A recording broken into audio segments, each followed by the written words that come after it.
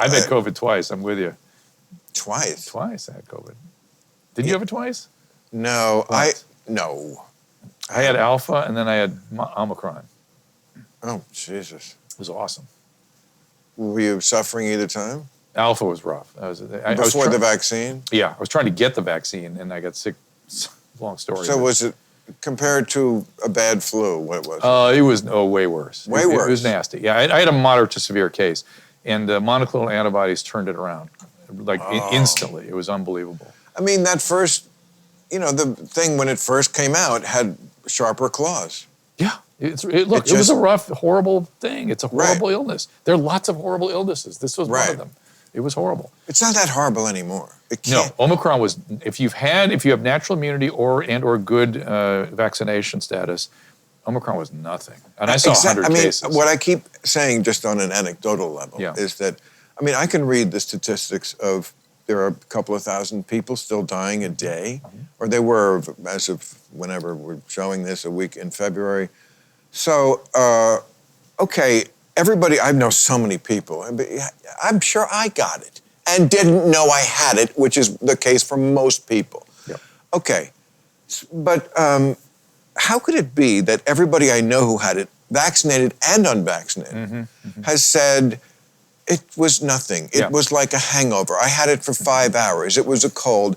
And what is that? It tells me that if there are still people dying from it, it's such an unhealthy country to begin with, that even this mild thing can take you out. It is people who are, it's not exclusively, I've seen idiosyncratic cases where Omicron has been pretty nasty in a young person, seen it.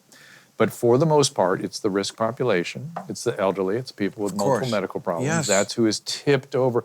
They were always tipped over by infectious diseases of all types. Of course, and everything else. Yeah. That's my whole thing is that, unless we get into our heads that the people have to participate in this battle, we'll be in shit.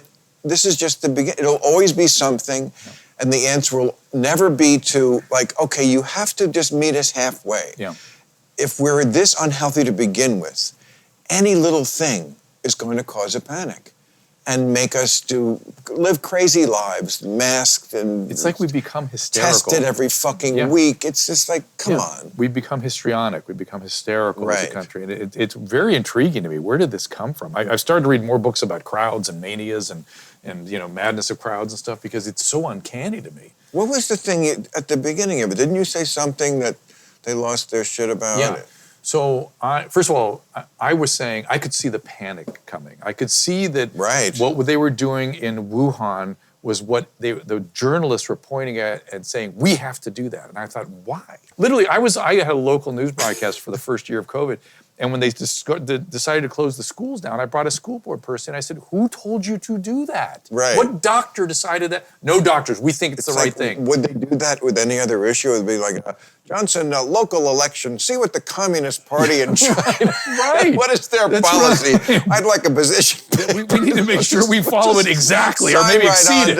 Exactly. And so that was going on. And so I became hubristic. I overstated. I kept saying, calm down, stop it, don't listen to these people. And at the time... No, that was just right. It was just right, but it was too much. I said too much. And I missed how infectious it was and how brutal it was for some people. You told the truth. I know that's irresponsible. I know. And I was crucified for it. That's, there's so much crucifixion. You saw Whoopi. I don't like that. I don't either. And I don't agree with her, and she had just attacked me, and I still am going to defend. That's the whole point of free speech. But it's also the point of being intellectually honest. You don't like cancellation. You think it's a bad thing, and it gets everybody. It's not. Don't think you're going to be excluded from cancellation. But I don't like it for her. I don't like it for you. I don't believe she apologized, and effectively. I don't. It's like it's so communist. We make you kneel. Yeah. Or if you know the story of King Henry IV, the Emperor Henry IV, who had to kneel in the snow at Canossa. Do you know that from history? You're not a historian. I am a little bit history, but not just British history. Well, it's often, referred to as the height of the power of the papacy in the Middle Ages. Right. It was 1077.